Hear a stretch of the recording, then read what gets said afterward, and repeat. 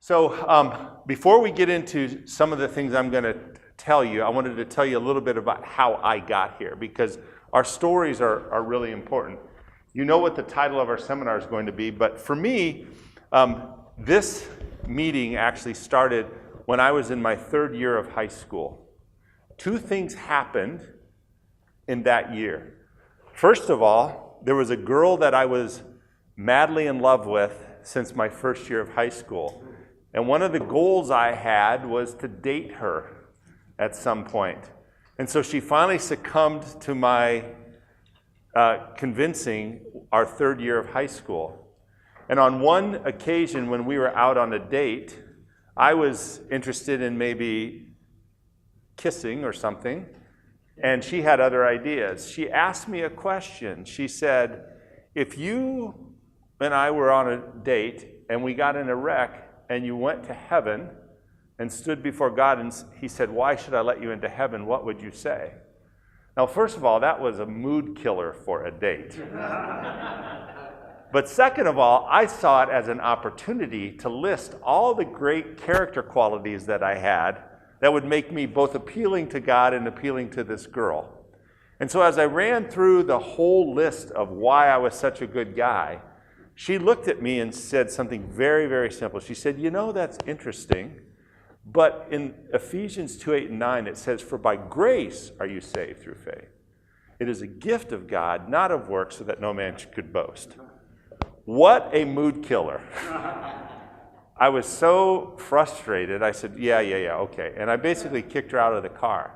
But that night, it was as if, as I believe C.S. Lewis says, the hound of heaven just pursued me. I could not rest. I could not sleep. And I didn't know, I hadn't grown up in a Christian home, so I didn't know, but I knew that I had not received that gift. So I sat up in my bed that night, and I just prayed a very simple prayer and said, God, I haven't received that gift. I haven't trusted you, but I trust you now. And two things happened that night. First, I remember very vividly the fear of death just left me. Not that I had a great fear of death at that point, but it was just gone. And the second thing, which was very bizarre, given the home I was growing up in, is I had a great desire to read the Word of God. And so I've just continued to pursue and read the Word of God my whole life. But the second thing that happened that third year of high school is I took a class in advertising. And I remember even the first few weeks I thought, this is easy for me. Some people were taking it and they were struggling, but it was just very easy for me to figure out how to communicate in this way. And so I went off to university. I got involved in Campus Crusade for Christ, which some of you may be familiar with. It was very instrumental in helping me grow in my faith in Christ. And then I majored in marketing and advertising and did very, very well. And I got to my senior year, and I wasn't sure what I was going to do. And I will tell you, the people at Campus Crusade for Christ put, I would call it pressure on me to go on staff with Crusade. And I don't believe everyone does this in ministry, but these people they tried to portray that doing that was possibly the highest thing that you could possibly do. And I have to tell you, I was very confused because I felt like God had given me this ability to just understand how to communicate effectively in many different ways. And yet I was being portrayed as though somehow if I did that, that was less than giving God my best. And so a friend of mine gave me this book, The Pursuit of God by A.W. Tozer. I don't know if anyone has read it, but one of the chapters in there is the sacrament of living. And I think it's the last chapter. And that chapter talks about how there isn't a sacred and secular split. It's not what you do, but it's who you do it for and why you do it that makes something, whether it's sacred or secular. And so my last year of college, I actually was sitting at what we call the Student Union building. And I prayed a very simple prayer after reading that book. I said, Lord, if this is true, that you can use all kinds of abilities, if they're offered to you to help you build your kingdom, then I'm going to ask you to use the ability that you seem to have given me to help build your kingdom. And the reason I say that is because that was a prayer 30-some years ago, and I would tell you that God continues to answer that prayer, and part of the answer is because I'm standing here. Because when I called Greg, or when Greg called me and said, we'd love for you to come speak, and I said, oh, okay. And I've been very involved in men's discipleship at our church. I've written a book about how a person's worldview is formed, and I thought that's what he'd want to talk about. And he said to me, no, one thing that we've always wanted is for someone to come and speak about marketing communications, and that's what I want you to speak about. And so I told him the story I just told you. I said, Greg, God has continued to faithfully fulfill a very simple prayer. And I love to tell that story because, first of all, it just is just evidence. And that's why I stand here and I actually have chills because, and I'm going to show you examples of where God has allowed me to help other ministries communicate more effectively to help them be equipped with the resources they need to accomplish what God has done. And everything I'm going to say to you is based on biblical principles. Because this is a Christian conference, I can actually give you some of the root scriptures that I think give evidence that what I'm going to say is actually consistent with the biblical worldview. Sometimes when I have a chance to speak in other audiences, I'm not always able to quote biblical passages, but for you all, I'm going to, so that you know that what I'm saying is rooted in a Christian worldview. And so I'm just thrilled to be here with you all. And I'm thrilled as much because I hope that God's going to continue to faithfully answer the prayer and that you'll walk out of here not with some trick to do, but some principles that will help you more effectively communicate what God has called you to do so that you'll be able to have the resources to accomplish His purposes. So just to give you a little bit of a professional background, so I've had a number of marketing and advertising leadership roles. I've also been a communication consultant. So there was a period in my life where I was working for ad agencies and I left for 7 years and just was an independent consultant. I've developed a number of communications for multiple development campaigns, and I'm going to give you some examples of that. And I've helped a number of individuals raise missionary support. And there's a whole process to do that. I was a board member for a Christian camp and on the advancement committee for 11 years. So one of the examples I'm going to show you, and I actually, with their permission, I'm going to give you printed examples of a campaign that we did that was very successful. And so, and I continue to be involved with this Christian camp. I'm actually on the President's Advisory Board for a university, so Indiana State University, and some of the things that I'm involved in there. And the reason I share that with you is because that's my alma mater. That's the place where I went. That's where I prayed that prayer. So when I go back for meetings, I walk by that place where I said, God, use me. And I did that just a few months ago prior to coming here. And then what's really interesting is I've worked for all sizes of companies. I've worked for a company that is as small as 11 people, and I've worked for multinational companies. And so I've had this range of experience, both professionally and personally, that gives me confidence that no matter what your situation is, I've likely seen it or been in it personally. And a lot of times when you have people who speak in these situations, they've only worked in corporations or they've only worked in one scenario. But the reason I wanted to start here is so that you know, chances are what you're struggling with, I've either seen it or helped work through it. And then I've been a global marketing director. So what not my current role, but the role before this, I was responsible for a company that is involved on 6 continents. And so because of that, I get a chance to travel the world and speak. And we have a big operation in the Philippines. I've been through there quite often. And then currently, I'm the president of something that we helped create called the Author Learning Center.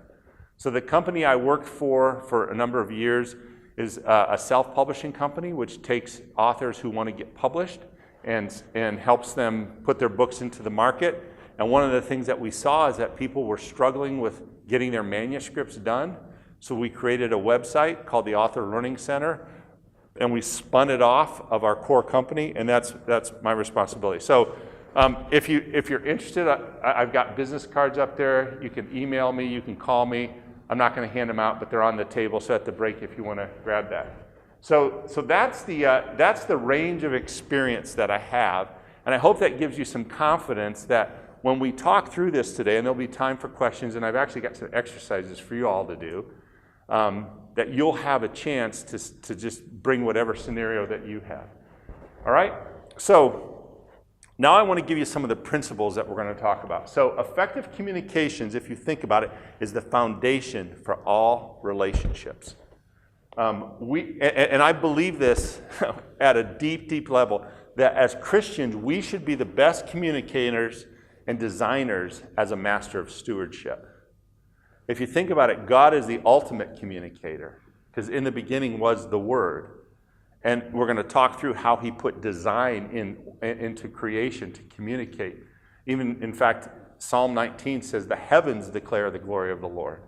Right? He's put a message even in creation so that we might know him. So as his people, as his children, we should be as effective. And so in my role professionally, I want to be as good as I can possibly be.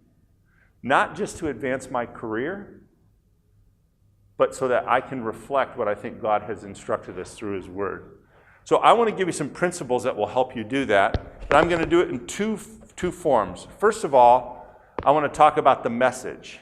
And the message ultimately in marketing communications is making a promise. And then I want to talk about the media that you use, which is communicating the promise. And this is fundamental to understanding marketing communications, particularly from a Christian worldview. It's making a promise and communicating a promise. So the message is simply what you say. That sounds very simple, but it's important. So the message is something that you should think about as making and keeping a promise. Oftentimes when people think about marketing communication, they think that they need to just give people a lot of facts or give people some kind of information. But in the end, the most effective marketing communication, no matter the organization, no matter the product, no matter the service, is making and keeping a promise. All relationships are sustained and based on this interaction. Marriage relationships are built this way. Customer relationships are built this way. Constituency relationships are built this way. Employee relationships are built this way. It is foundational to our human existence to make and keep promises. And we know that because of God himself making and keeping his promises. So this shouldn't be surprising to a room like this, that this is foundational for us, but we've maybe not thought about it from the sense of that's what marketing communication should be.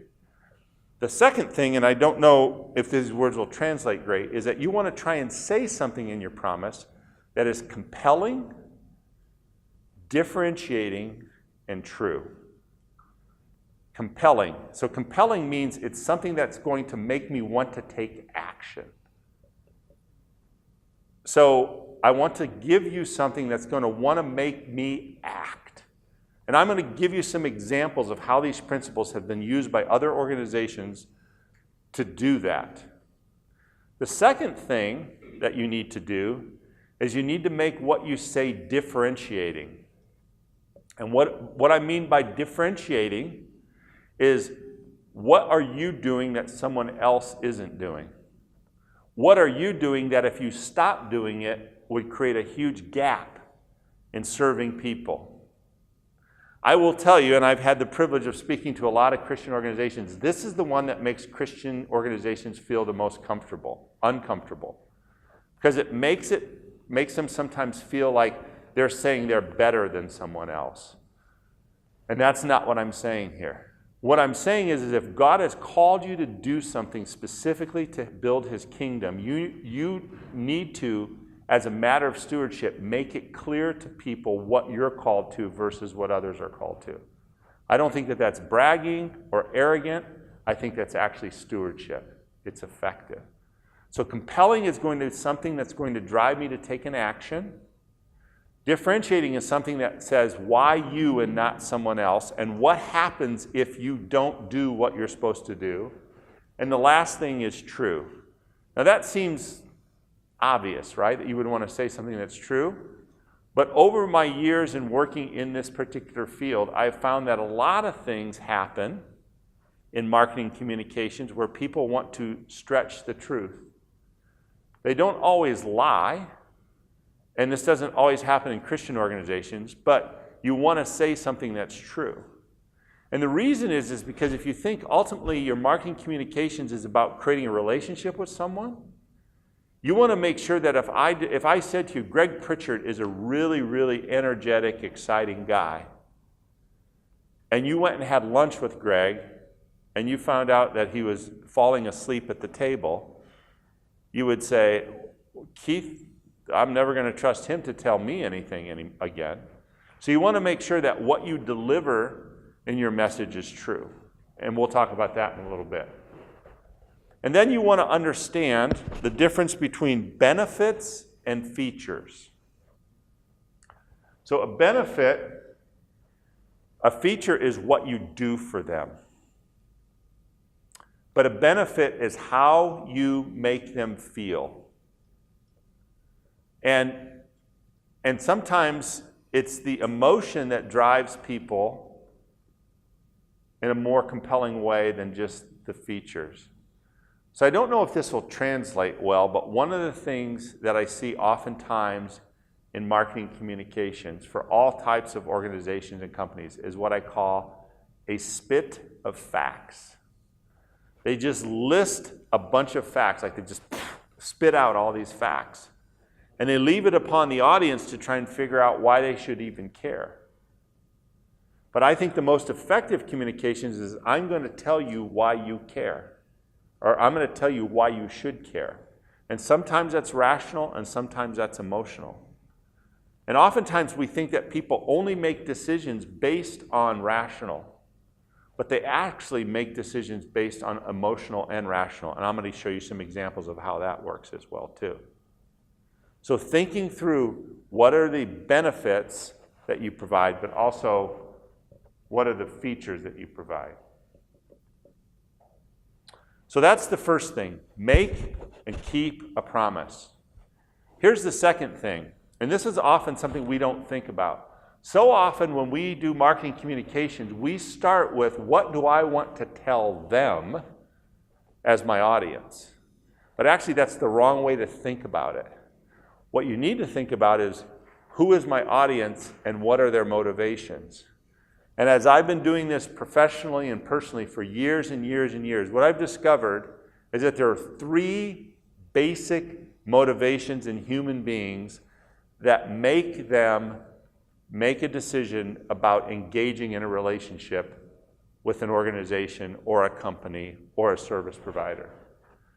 So the first thing that people are trying to do is they're trying to solve a problem. Now, if you watch ads on television or listen on the radio or they're trying to solve a problem. They want to get skinnier. They want to stop smoking. They have hair loss and they want to grow hair. They have all these lists of problems that they're trying to solve. The second thing that they want to do is they want to reach a goal. And there's a difference between solving a problem and reaching a goal. Solving a problem tends to be something immediate, but reaching a goal is something about something that's out in the future. So solving a problem, I'm going to use weight loss as an example, is I have a health issue and I have to stop eating something because I'm going to get worse and worse. Reaching a goal is I want to lose 25 pounds or I want to lose, or I want to be able to run a marathon, or I want to be able to bike. So that's a goal. And then the last thing is they want to achieve an aspiration. So a problem is something that's immediate, and it tends to be to remove a negative. Goal is something positive and something I want to reach in the future. And an aspiration is something that I would love to do if I only could do it. And I will tell you with great conviction that every decision that we make from a purchase decision is motivated by one of these three things. So if you think about, I have a problem, I'm hungry, I need to eat a meal. A goal is, I would like to go out for a restaurant. An aspiration is, I want to go to a really, really fine restaurant. So my brother's from Poland. Are any of you from Krakow? So there's a restaurant in Krakow that we discovered called Kugel Mugel. It's a very fine restaurant. That's an aspiration. I eat at Kugel Mugel now once every 3 years. I could not afford it to eat. So I was hungry, so that's the problem. My goal is I want to eat at a restaurant, not make it myself. My aspiration is I'm going to go to Kugel Mugel, right? So I would, if you think about marketing communications through this framework, you will see that the most effective things that people do communicate understanding that the audience is trying to do one of these three things. And it's true even if you're talking to your constituency, who you need to raise financial support or prayer support, or you're talking to potential staff members who want to join the organization, or you're talking to people who you want to help you with an event. They're solving a problem, reaching a goal, or achieving an aspiration. And I will tell you, I've built a whole career understanding this. And I'm going to show you some examples from the commercial market of how this works. And then I'm going to show you some examples of how, from a ministry standpoint, it works. The principles are the same. The reason I told you the story I did at the beginning is because God has allowed me to move both in a ministry and marketplace my whole life. And what I found is the principles that are most effective are biblical principles. And it doesn't matter whether it's a ministry or a big multinational company. What's effective in reaching people is making and keeping a promise and communicating it based on understanding these motivations. And I guarantee you that as you think about your communication, the people that you're communicating to are thinking about these things. And we're going to talk about this in the second half after the break. We're going to talk about how can you think about your audiences this way. So you want to express your message as to how you help them solve the problem, reach the goal, or achieve the aspiration. And as I said, I'm going to give you some examples of how this would work from both a ministry standpoint and a marketplace standpoint. Because it's important that you do this, because having a good opinion of something or thinking it's a good idea is not enough. One of the things that often happens with people, and maybe you've had this experience, I've had this experience in both a ministry and a marketplace situation. You do research, you do focus groups, you have meetings, and people say, I love what you're doing, love it, just love it. And they never do anything. They never become a customer. They never engage in the relationship. Because thinking something is good or having a favorable opinion is not the same thing as believing that you're going to make a promise and help them achieve one of the things that they're trying to achieve. Too often we use really descriptive things that people say, oh, that sounds really good. I'm so glad you're doing that. But they never move to the next step, which is I've got to be a part of that. I've got to understand how that works. I want to make sure that I'm engaged in that. And I've done this professionally where we've launched stuff and we do research and everyone says, oh, this is great, and it fails miserably. And I've seen people in ministry try and do things and they meet with constituents and they're very excited and they don't ever get it off the ground. And it's because of these principles. Okay? So those are the first two principles around the message. So I want to show you some examples. These are headlines on either ads or direct mail. So I'm going to explain what the company is. These are commercial examples. I want to show you the difference, the distinction between the two. These are actual examples. These are not things that I made up. So I don't know if timeshare they have timeshare in Europe, right? So timeshare has a horrible reputation in a lot of places, but timeshare can be very effective. So, you own a week at a condo and you can exchange it somewhere else. So we started working with RCI. This was a client of mine. And RCI is absolutely the world's largest timeshare exchange company. They have more opportunities for you to exchange your condo that you own in Romania with one at Disney World. Or you want to go to Colorado, or you're in Hungary and you want to go to Krakow, And if they have a property, you exchange property. So they had the biggest things. So what they were telling everyone is we have more timeshare exchange opportunities than anybody else. That's what they were telling everyone, which is a true statement. But it's not compelling. It may be differentiating, and it may be true. But why do I care? It's because it doesn't take into consideration the three things that I mentioned about solving a problem, reaching a goal, or achieving aspiration. So here's what we did. We changed the way they communicated. We said, are you ready to make memories with the ones you love?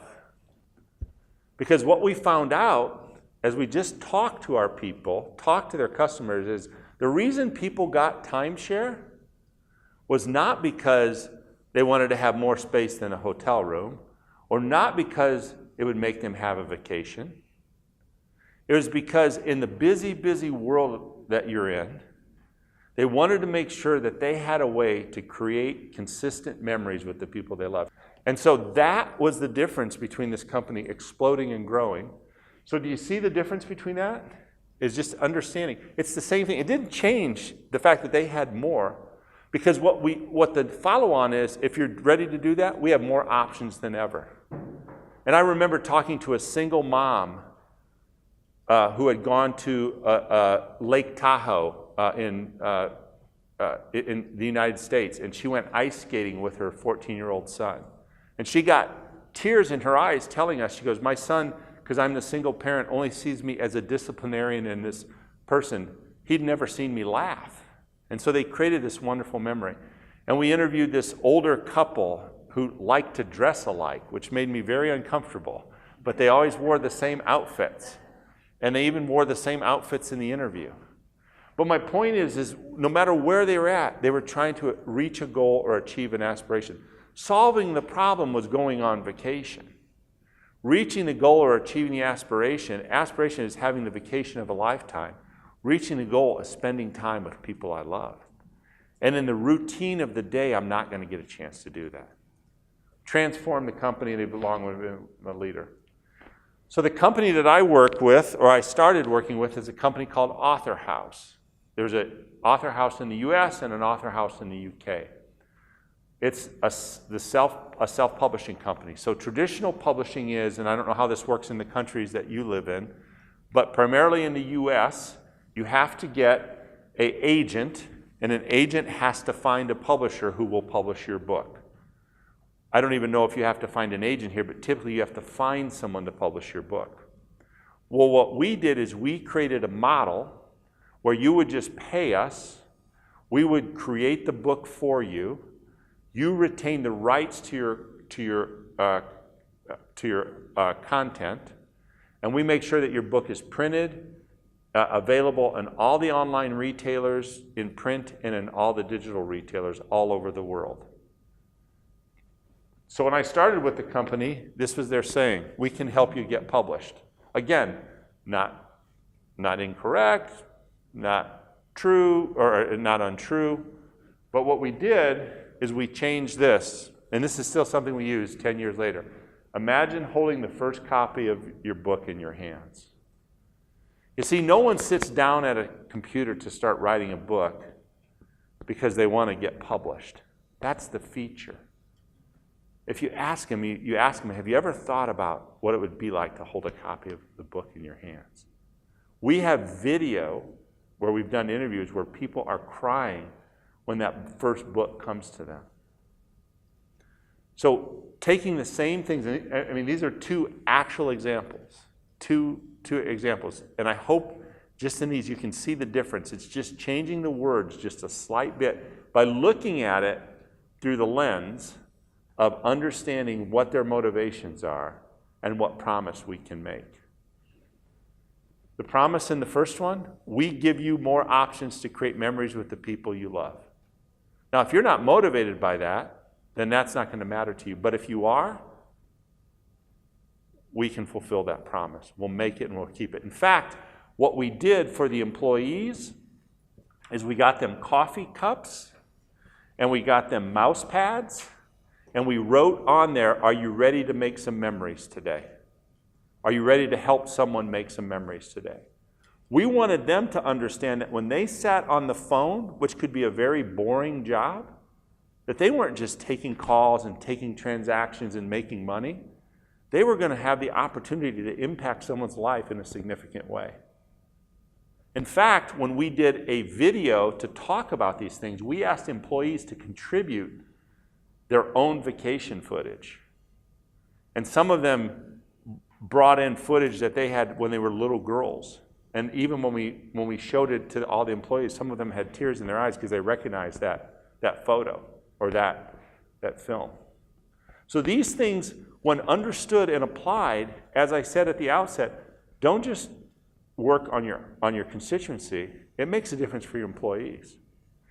Same thing here. Imagine holding a copy of your book. It changed the way our company thought about what they did every day. Every day you get a chance to have someone get that package in the mail, open it up, and realize what it's like. Okay? All right, now I want to show you two ministry examples.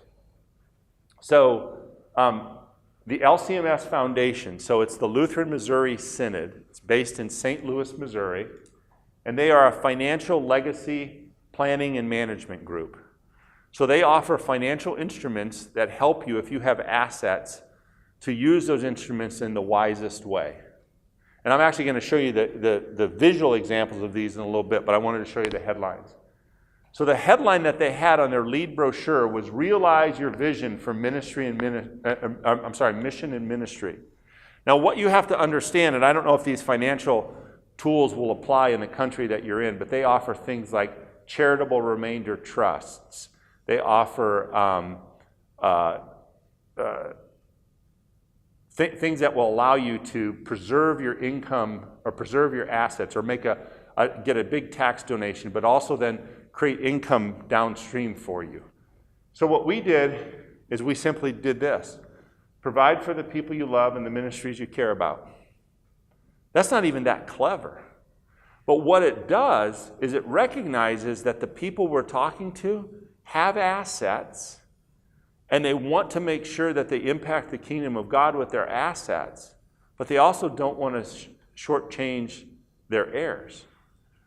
So what's interesting about this particular ministry is what they do is they bring in the assets, they listen to the donors, and then they direct the donors' money to those ministries.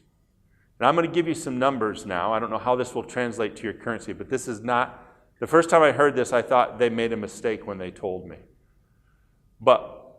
And I'm going to show you the examples of these things. When we launched this campaign to change the way they communicate, did not change one thing they offer. Did not change one thing they offer.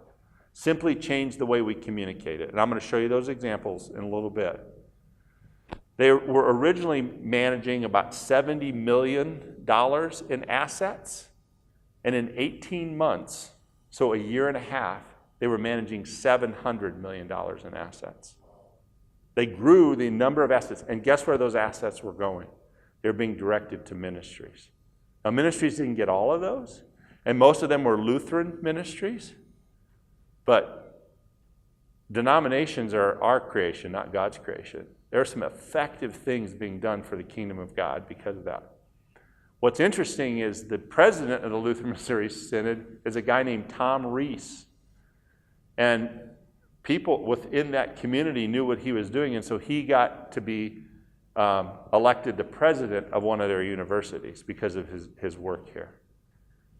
Okay? And I'm going to show you this one too. So crisis pregnancy centers. I don't know, in the country you're in, do you have crisis pregnancy centers, right? So very effective, and I'm going to show you the print here. So crisis pregnancy center, I live in Indianapolis, central Indiana. I have a very vibrant ministry with crisis pregnancy centers. So they wanted to raise some money because they realized that if they opened, without raising the money, if they went on their normal thing, they could open one center a year. But if they could raise $3 million, they could double the number of centers they raised. And so their campaign was Campaign for Life. There's nothing wrong with that. There's nothing offensive about that. But there's certainly nothing compelling about that. And so we changed it because what we found out was that if you actually could open up 3 more centers in the time frame that they talked about, each center, based on statistics, could affect 800 babies. And so the question became, not Campaign for Life, but what would you do to save 2,400 babies? Compelling, differentiating, and true. And I'll show you how that played out. So the examples I've just given you, this is not trickery or cleverness. This is just thinking through. And that was a promise that we could keep. We get this money based on statistics, based on where we put centers. We believe on history we will affect 800 babies out of each of those centers over this time frame. And that means 2,400 babies don't go under the knife of the abortionist. Right? I'll tell you this. They raised the money. Not only did they raise the money, every other metric in their ministry during this period grew. Their general fund grew, their volunteer hours grew, and the neatest thing that happened is out of this campaign, there were so many people coming forward that they were discovering that there was a hole in their ministry, which was to post-abortive women. Women who had abortions, who were even in the church, but had never been able to deal with the guilt and shame and didn't understand God's full forgiveness that he had brought through the cross for them, even if they had previously aborted their baby. They built a whole ministry of post-abortive, of Bible studies and ministries for women who were post-abortive. Wasn't even part of the campaign. So they got the $3 million, they built the centers, but all this other stuff God brought as a result.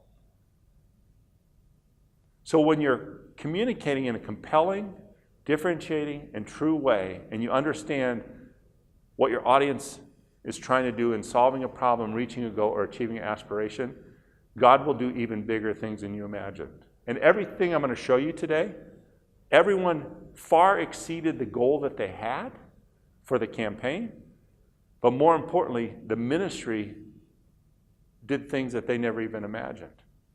So let me tell you one other thing. This is why I love talking about to Christian groups, because I can't say these stories if I'm talking at a professional conference.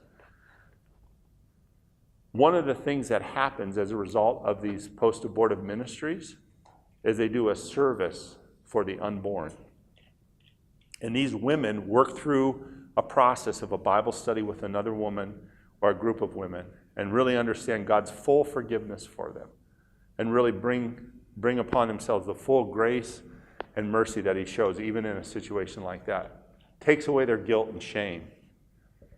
But at this memorial service, they write a letter to their baby. The baby that they lost. The baby that was taken. And I will tell you, if you ever have a chance to participate, you should go. It is one of the most powerful things to hear some of these women who have held a secret, sometimes very vital women in the church and in the community, who've been quiet about this and have ached on the inside for this baby that they've lost and never spoken about. And for the first time, they speak that baby's name. And they talk about that baby. Unbelievable. That came about as a result of helping people understand this. It's never part of the $3 million, never part of the campaign. But God does amazing things. All right? So here's the third principle. So the first principle is making and keeping a promise. Second principle is understanding the motivations of your audience. The third principle is applying the takeaway. So this is the thing that I have the most fun with, because this works no matter where you're at. So it's very easy for us to, from a communication standpoint, to write things that are about us. But I want you to, after you go through that exercise, say that your ministry does not exist, what would be lost, or what would not get accomplished. The easiest way for you to figure out, the most effective way for you to communicate is figure out what happens if you don't get done what you need to get done. So the example I just gave you on the Crisis Pregnancy Center, if they don't get that done, 2,400 babies might not be saved. The way they got to that headline was by applying the takeaway. So you have to go through the exercise, and this applies in company situations too. We do this with all the products and services we offer. To say, if it doesn't exist, what would be lost? Now, this should align with your mission and vision, but this exercise makes it clear in terms of what people get from the relationship with you and something they can't get anywhere else. So let me say that one more time. People often get confused because what they do is they want to communicate about their mission. But their mission, your mission is about what you do and why you're here. But this is about what impact will you have in someone's life because of the relationship they have from you. And if it goes away, if your organization ceases to exist, or you don't get the money you need or the staff you need, what is lost? What doesn't get accomplished? This is often hard sometimes for people to imagine. What do you mean I don't exist? But you have to think of it that way. Because if you do, you will understand why it's so important to be compelling with people.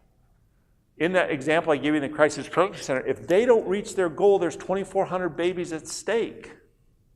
That's compelling. And it's differentiating because no one was worrying about that, and it was true. And I have found that the most effective communication, whether it's in the marketplace or in ministry, takes this under consideration. You want people to understand what would be lost if you don't get to your goal. If you don't get the staff you need, or the money you need, or the board you need, or whatever you need. And you want to try and make a promise that conveys a message that just isn't about your category. So I have worked with a lot of organizations over the years, and a lot of times they communicate around their general category of missions, but that's not enough. And I don't think that's good stewardship. It's like saying, well, I've got an automobile, or I've got a television. You want to communicate from a compelling, differentiating, and true platform. What happens if you don't get it done? What happens if you go away? What happens if your goal is not reached? That's what makes people say, I've got to do something. I want to be a part of this. So let me talk about the media, how you say it. So these are some simple principles. So I don't know if you've ever had this experience where you read a scripture that's been there the whole time and it never really jumped out at you, but one day it just like hit you like a cold bucket of water in the face. And for me, it was this scripture here in Genesis. It said, "And out of the ground made the Lord God to grow every tree that is pleasant to the sight and good for the food." And I remember reading that and saying, why did he not just make it good for food? Why is this little phrase in there, pleasant to the sight? And what I discovered as you take this verse and extrapolate it through Scripture, design is very, very important in the kingdom of God. What you do visually matters to God, starting with this verse.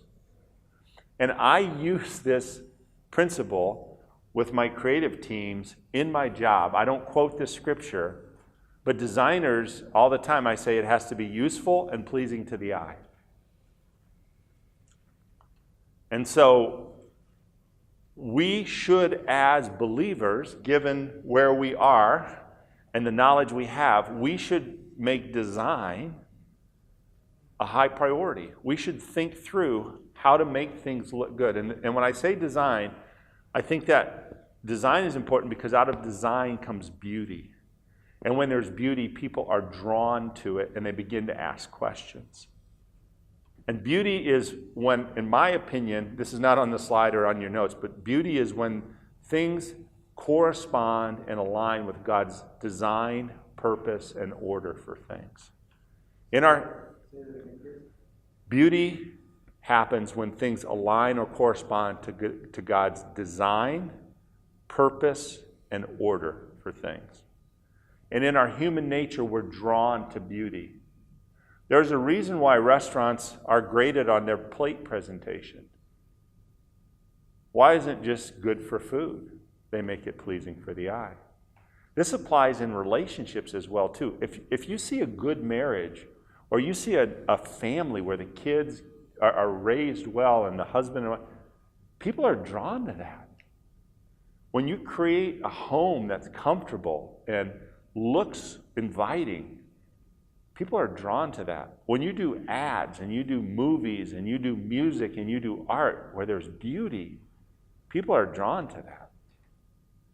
And I believe that we have the highest responsibility for that because we know the ultimate designer, the one who said, you know what, I'm going to not just make an apple be good, I'm going to make it pleasing to the sight. I'm going to make beets, even though they're dirty coming out of the ground, I'm going to make them pleasing to the sight when they're laying out there on the plate. Have you ever thought about that? I mean, I don't know about you, but this verse has nagged me for years. Like, an apple's just good, right? But he made it pleasing to the sight. And he put that from the beginning of creation. And then, I could go on this, but then you watch the temple being built and the description of the temple, how important that it was. And he gave specific craftsmen specific tasks of how to create beauty in there to align with design, purpose, and order. So oftentimes, and this will sound arrogant to South African, right? To my South African brother here. But sometimes Christians, they're more worried about the words than they are the design. And I think you should be worrying about both because apparently that mattered in the garden. And so I'm going to talk about some principles about how you can make it pleasing to the eye. So I've never done this in this diverse of an international audience, so I don't know if this applies, and if it doesn't, I apologize. But I believe it does worldwide. It absolutely applies in the U.S. and most of the Western culture. And that is, you want to use photos, image, and captions. We are an image-driven culture. But we will not skip a caption. We will always read the caption. Now, I don't know if in your native language or in your native print and stuff, do people put captions under photos? What is caption? Caption is the description under the photo, right? Newspapers, now even on news. So I was watching BBC because of the wedding and the shooting in Texas, and they even run stuff underneath the image enough. Now they just run stuff everywhere. They're telling you things. People do not skip captions. And again, I don't know if this is true, and if it isn't, I apologize. But for the most part, children's books are images and captions. So our minds are trained to read images and captions from the very beginning.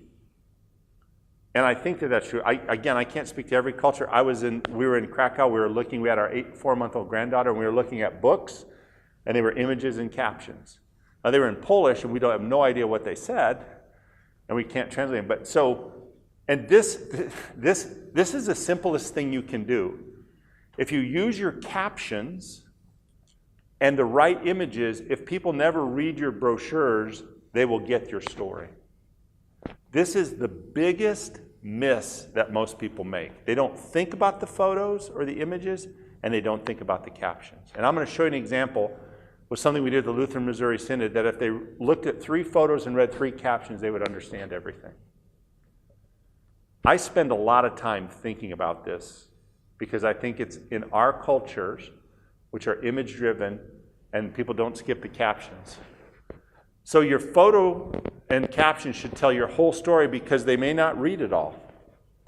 If you have visuals, you should be real mindful about what you do there because they might not read it all. The other thing you want to do is you don't want to just describe what I can see. I'll give you an example of those in just a moment. So you don't want to describe something that I can see myself. So don't just tell me, here's a picture of a plant. Tell me that if I participate, I'm sorry, let me use a different example. Don't say, here's a water well being drilled in Africa. I can see that that's a water well, and those are probably Africans, so you don't need to tell me that. Say, if you participate with us, we'll make sure that 300 people have fresh water every day. You see the difference between those two captions? That caption will draw me in because there's a well, there's people. I'll probably look at that. But if you help us, we'll make sure that 300 people have water, clean water every day. Don't tell me you're going to drill a well. I can see that. Let the picture speak for the picture, but then use the picture to convey your message in the caption. If you don't remember anything else I said, if you just started doing that, you would become more effective in your communication. So often people, when I look at their materials, it's the first thing I notice. They put photos, they're not really thought through, and they don't have captions. And it's the biggest miss that you have. Okay? And then you want to provide the stimulus for them to come to that conclusion. So it's in the example I just gave you, when I say stimulus, I mean put a picture of someone drilling a well, tell them that if you participate, they'll get 300 people will get fresh water every day.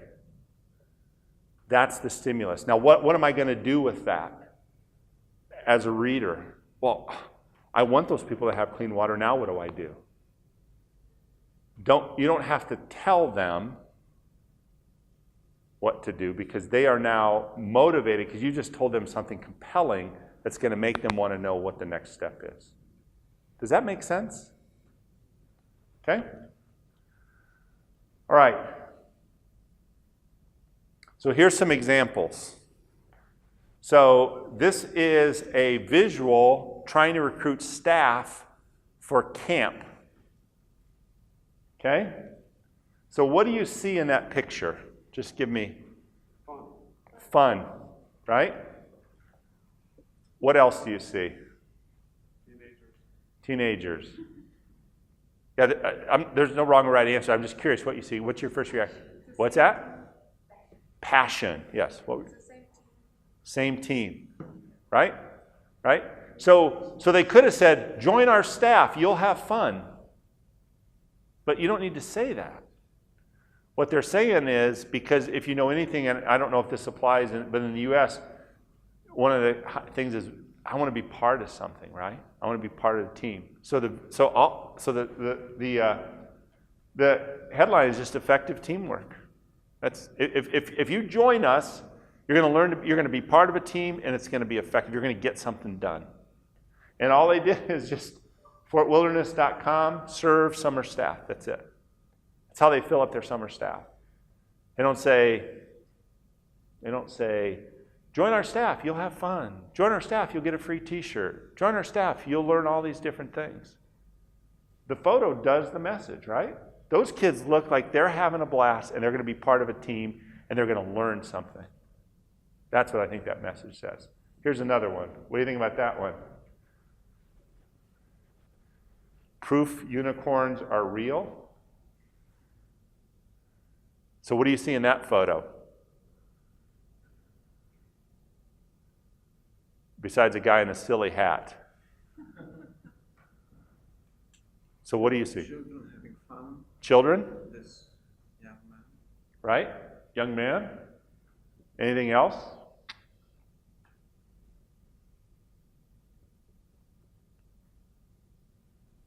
So a couple things. One, if you're a young person that wants to work with, if you're an education major or you want to work with young people, does it say, come to staff, you'll work with young people?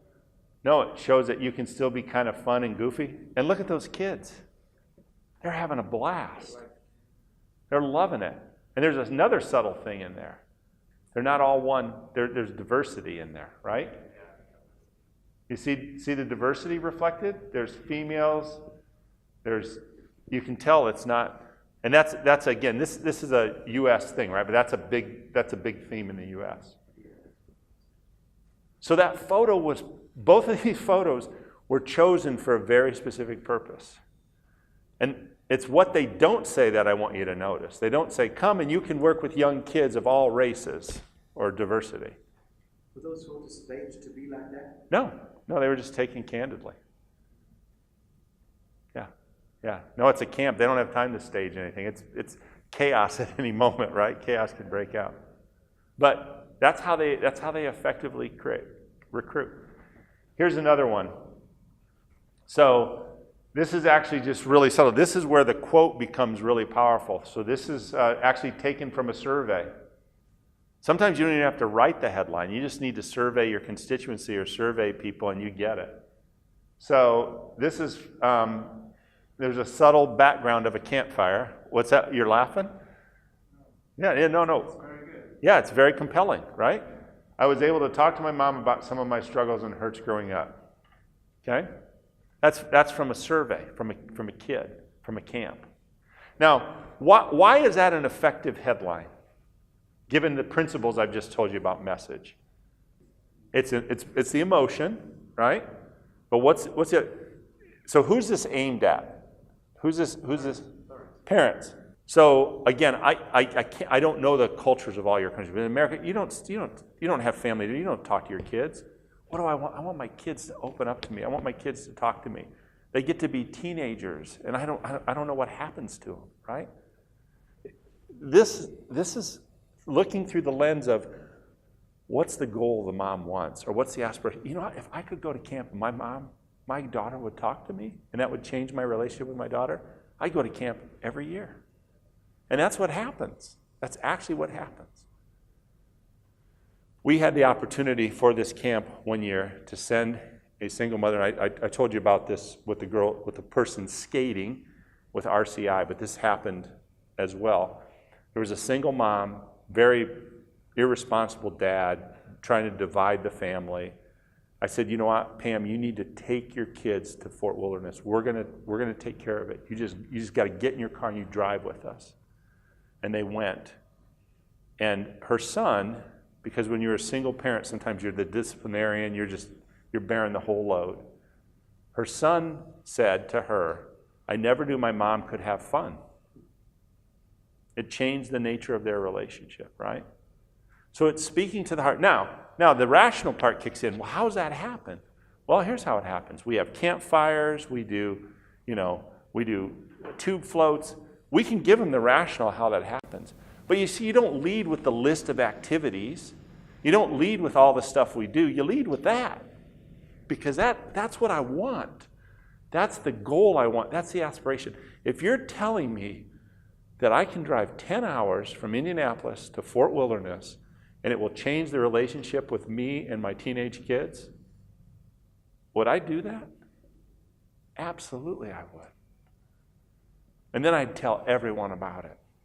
You've got to come. And that's what happens. Here's another one.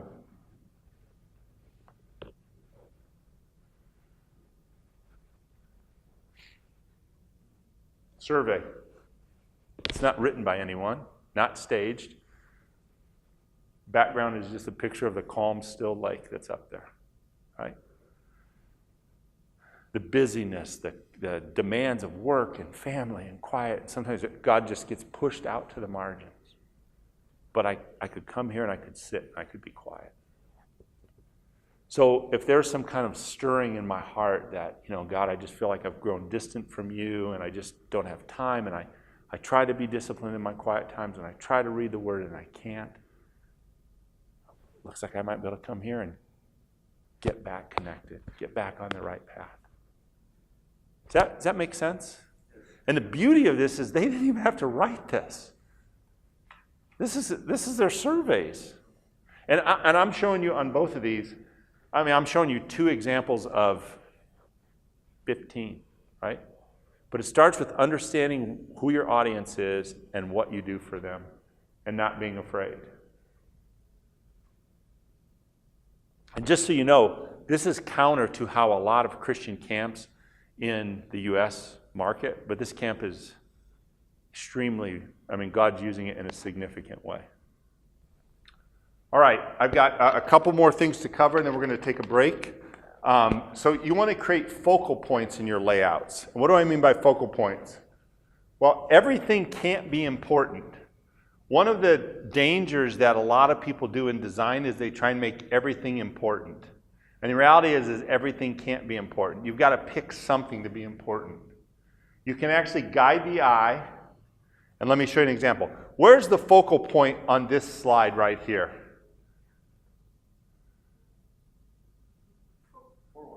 There's a trick question. There isn't a focal point. Where is it on this one? Bottom right, right? So just see how I've guided the eye just by changing the shapes. And that's important because you're in control of where you want people to look. What's the thing that's going to draw them in first? You don't have to tell them everything. And one of the things that you want to do is you want to use size, shape, white space, typeface, and color to make things important. So if the most important thing is that I understand about what I'll be able to do with my kids, then I want that to be the most important thing. A number of years ago when I was working at an ad agency, my executive creative director said when she was in design school, her professor came in the first day of class and went to a wall like that and drew a big red dot and said, "Why is that important?" Kids raised their hands, gave answers, none of them were correct. Came in the next day of class, "Why is that important?" No one got the right answer. Finally, near the end of the semester, they figured it out. Everything can't be important. But if I put a red dot in white space, I'll focus on the red dot. So you have to think about that when you're doing your design and guide the eye. So you don't make all the images the same size. You don't make all the blocks the same size. I don't know if some of you brought your work with you, but one of the exercises that you do is you put tracing paper over your layouts. And you just trace the shapes. Not just the images, but even the shapes of your blocks of copy.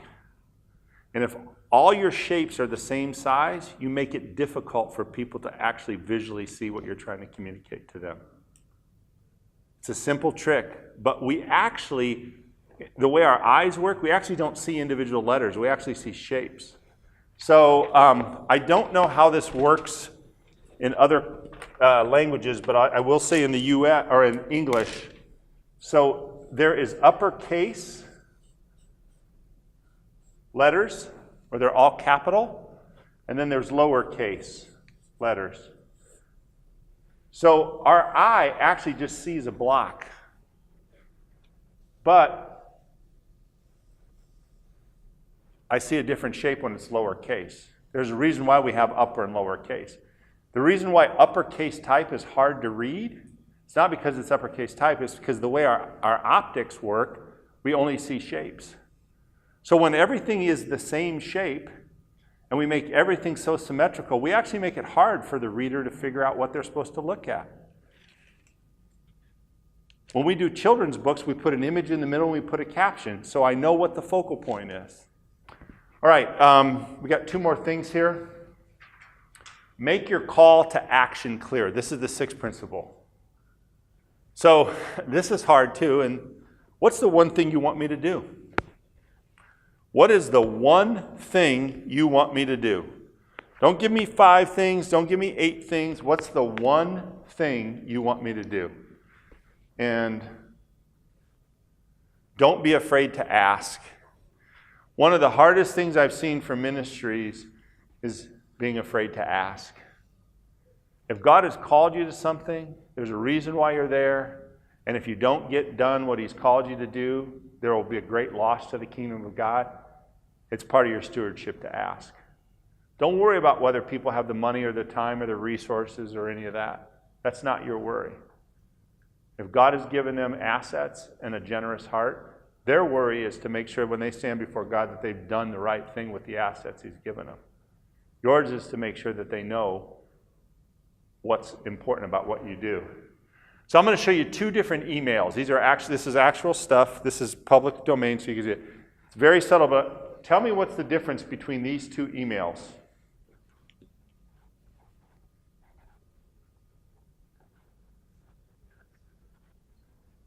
What's that? A big honking button on the right-hand side. Big honking button. You know the difference in response between these two emails? About 150%, the one on the right. They look almost exactly the same. So we have clients fight us because they say, well, that bar is just ugly. It's just, and from ministry standpoint, you'll see, it's just, what's the one thing you want me to do? Don't give me 15 things, and make it very clear what you want me to do. Okay? And then, I'm sorry, I'm going to do this. So if you want to think about it, you want to make sure that you understand what people believe, what are you claiming, and what action are you asking them to take. So you want to make sure that what do you want them to believe, what are you claiming, and what action do you want them to take? Okay? All right? And then ask yourself, what is your call to action? What can you do to make it better and include the benefit? And don't be afraid to ask. Okay, I've got one more thing and we'll be done. So you want to test and measure against goals. What do you expect to happen as a result of your efforts? Set a goal and measure it. Accountability actually makes us better stewards. I have found that ministries struggle with this. They're afraid if they use metrics and analytics, they're acting too much like the world. Actually, I don't think that that's true. I think it's responsible to do that. Working for better results is good stewardship. Try something. If it doesn't work, figure out why it didn't work and make it better. That's because failure is not a loss. You learn things as much from failure as you do success. And so don't be afraid to measure that. All right, so I'm going to jump back. I had to look for a slide. So let me show you how some of these principles have come to work, and I'll come back to the Matthew stuff. So I had talked about this before, but now I want to show you the layout. Now, I myself was not involved in the layout, so I wouldn't have made some of these color choices, but I want you to see the principles. So this was the original layout that was done, Campaign for Life. And the reason why I include this in the slide is because the director at the time, a guy named Dan Steiner, showed me that layout, and these are actually the markups that we did when we were sitting in his office. He said, "What do you think?" And I said, it's okay. It's not offensive. But then we changed it to what would you do to save 2,400 babies' lives, the Miracle 2400 campaign. A strategy to save 2,400 babies and 880 souls. And that was based at their statistics. Literally, they did not change anything other than that.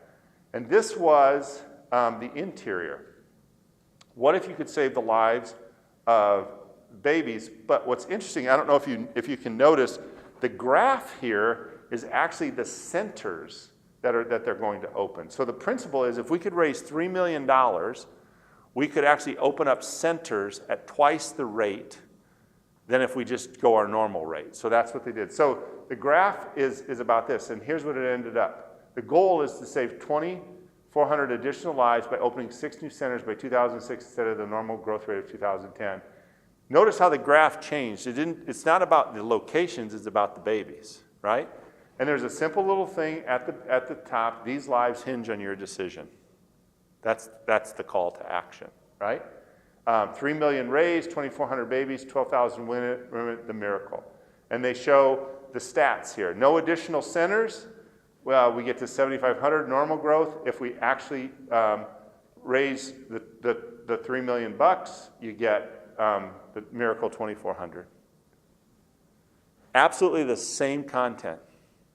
So they raised this money well ahead of schedule, and as I told you previously, every metric in their ministry grew, including the outgrowth of that huge ministry to post-abortive women. So, same principles. And they were almost all the way to the brochure stage. And a person who was on their board told Dan, the director, said, you need to talk to Keith. And so that's what it's the changes. That's why these are kind of marked up, but these are the actual things, right? Okay, so that's the campaign. So this is just regular stuff. I told you about the LCMS, the Lutheran Missouri Synod Foundation. So what the Lutheran Missouri Synod Foundation did is, as I mentioned, they're a Christian organization that has all these financial instruments to help people make wise decisions about giving. And what they realized is that they were approaching it from the wrong way. They were talking about the individual instruments. And what they did is they packaged all of this up and said, what we want to do is we want to help you develop a lifetime plan for giving.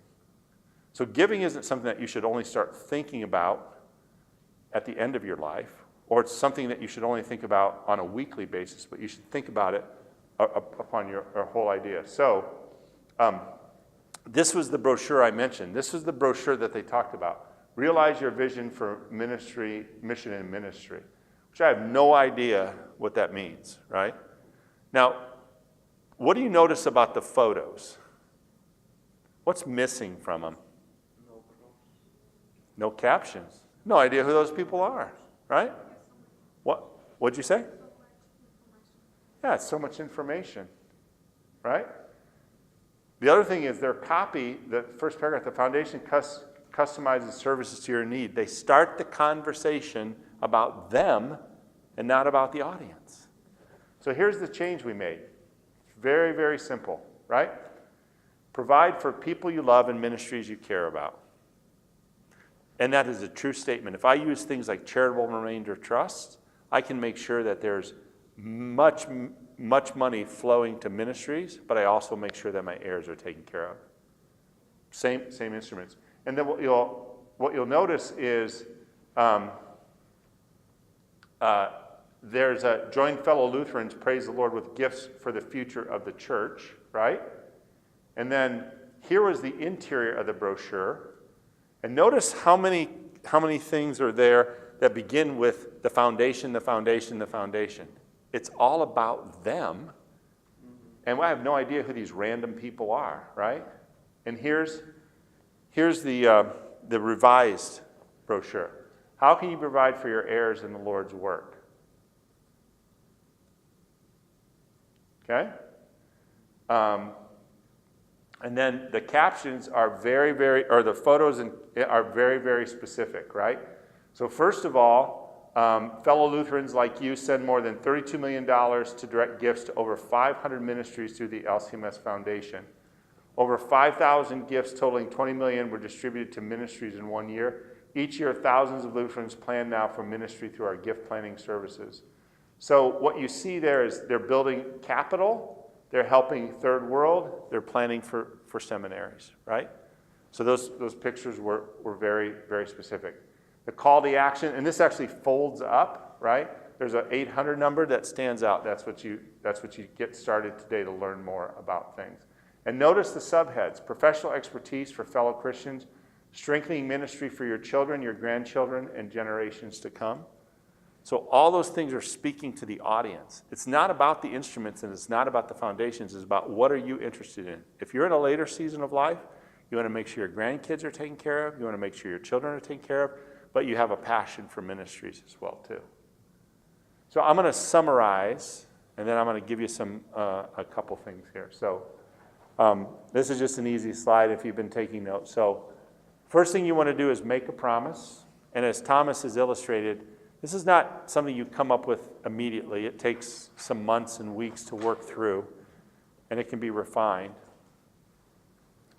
You want to understand your audience's intrinsic motivations. What problems are they trying to solve? And sometimes that means simply writing out what it is. As a mother, what do I want? I want to be able to talk to my kids, or what do I need? I want to apply the takeaway. What if my church went away? What would happen? What if it stopped meeting? What if the congregation? What would happen to those people? What if the ministry I'm involved with? What if it stopped? It was no longer there. What would happen? That's not what you communicate, but if you ask yourself that question, you can get to it, something that's compelling. And it actually helps refine it. If God's called you to that, you're already doing that, you just probably haven't communicated it very well. And depending on what you're involved in, if you ask the people who work for me, who are responsible for our brands, if you went up to them and said, what if Westbow Press went away, what would happen? They would tell you what the takeaways are. Well, here's what would happen. Authors couldn't do this, they couldn't do this, they couldn't do this. Use photo, images, and captions. So what's interesting is when I asked you on that one brochure, tell me what you saw in the photos. You talked about the pictures, but you didn't talk about the captions. Next year, if I come back to the forum, if they want me back, I bet you if we sat in this room and I asked you that question, you guys would, the first thing you would notice is there are no captions. And you'd say, what are those photos telling me?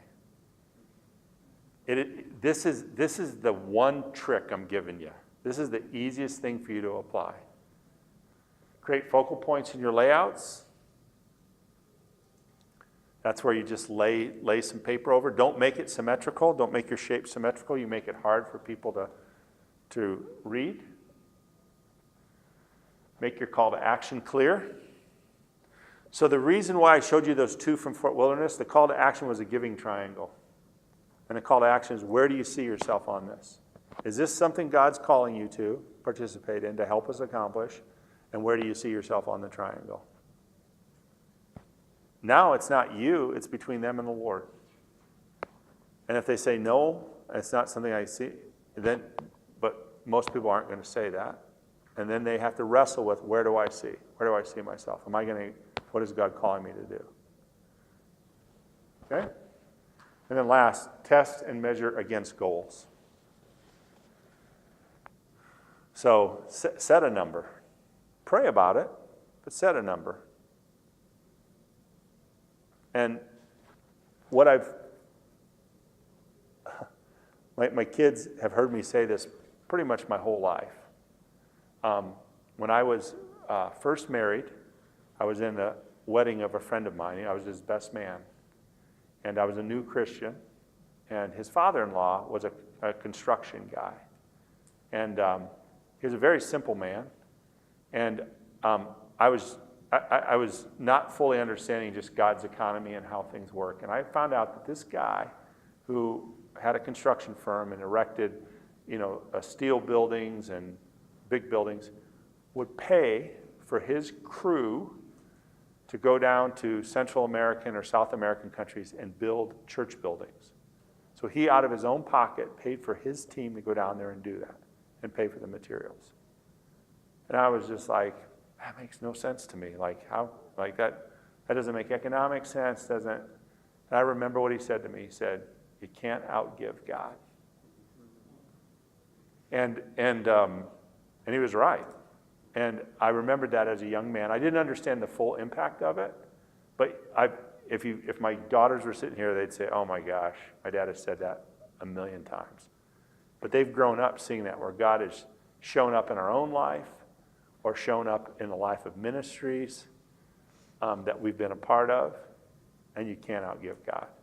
That's why when you set goals like $2.1 million in a worldwide recession, that just seems just crazy.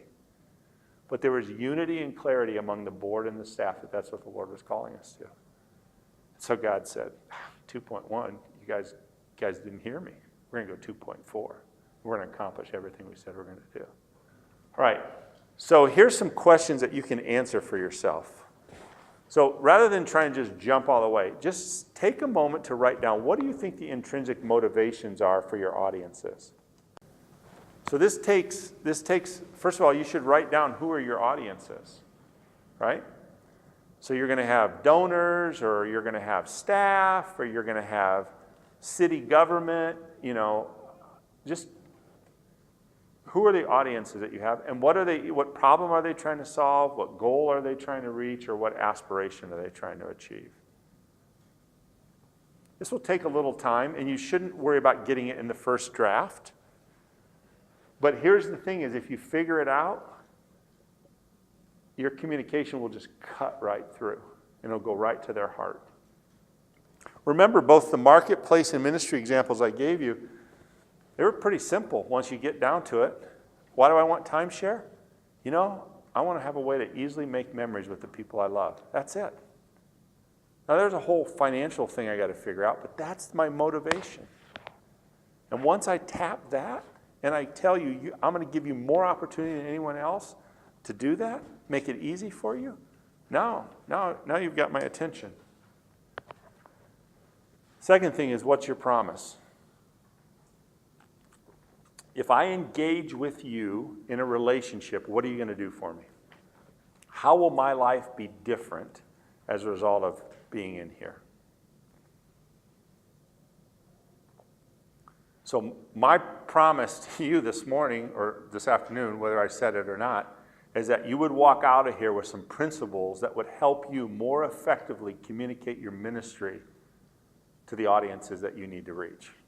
That's it. That's my promise. If I would have started out this morning or this afternoon and said that to you, then you would either walk out and say that guy doesn't know what he's talking about, or I believe him and I trust him.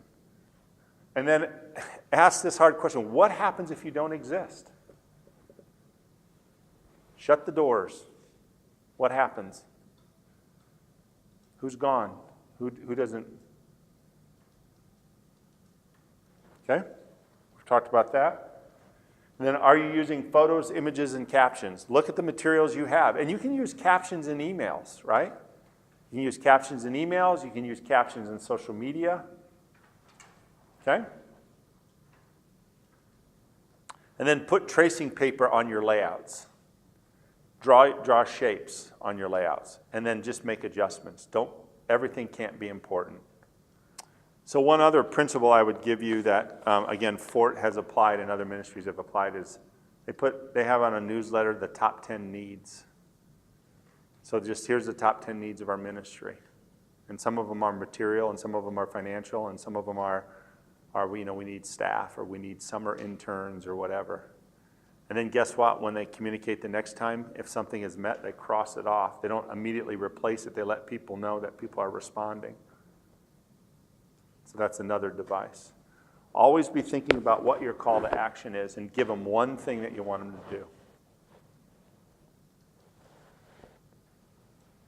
And then lastly, what are your goals?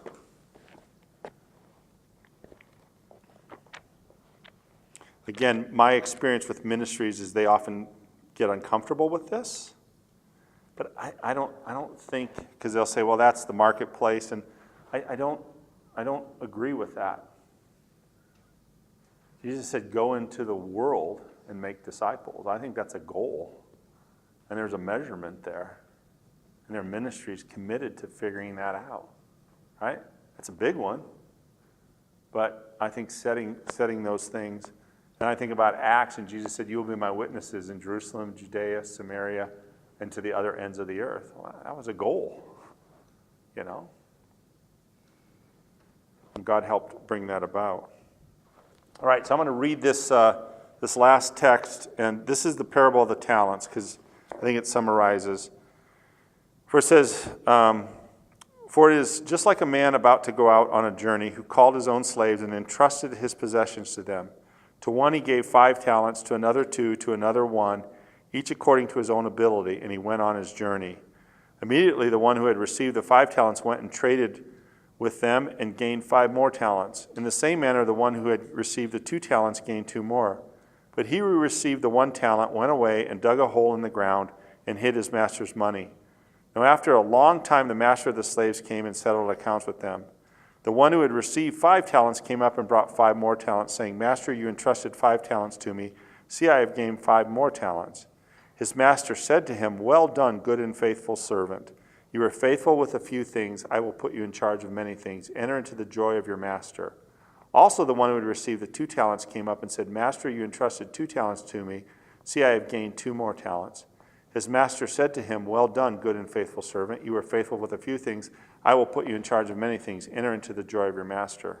And the one who had also received the 1 talent came up and said, Master, I knew you to be a hard man, reaping where you did not sow, and gathering where you scattered no seed. And I was afraid, and went away and hid your talent in the ground. See, you have what is yours. But his master answered and said to him, You wicked, lazy servant, you knew that I would reap where I did not sow and gather where I scattered. Then you ought to have put my money in the bank, and on my arrival I would have received my money back with interest. Therefore, take away the talent from him and give it to the one who has 10 talents. So one of the things that has always struck me about that passage is, first of all, they were given different amounts. So we are called individually with different talents. And too often I think ministries and churches compare themselves, and I don't think that's a biblical thing at all. The second thing that's really striking about this is the one who took 2 and turned it into 4 got the same reward and the same statement as the one who took 5 and turned it into 10. It wasn't about the amount, it was about what you did with what you were given. And the one who hid the 1 is the one who had a wrong view of God. That God wasn't trying to give him something to multiply it and accomplish it. So I believe that no matter what your ministry is, if God has called you to that, it might be a ministry of 1 or 2 or 5 talents, I don't know. And all he wants is for you to take what he's given you and multiply it and turn it into something more. And then you will hear those words, well done, good and faithful servant. And so for me, when I, as a young man, grabbed hold of this, it gave me such peace because I realized it wasn't about what I did relative to someone else. It was what I did with what I was been given. And so I started today telling you I thought I was given something when I took my first class as a junior in high school. And so I said, Lord, if that's what you've given me, then you're going to use that. Please use it to help build your kingdom, however that happens. And I'm standing here today because as part of my talents, I'm trying to turn them into 2 or 5 or whatever I've been given. And hopefully you'll take these principles and now you'll take what God has given you, whether it's 2 or 5, and multiply it as well too.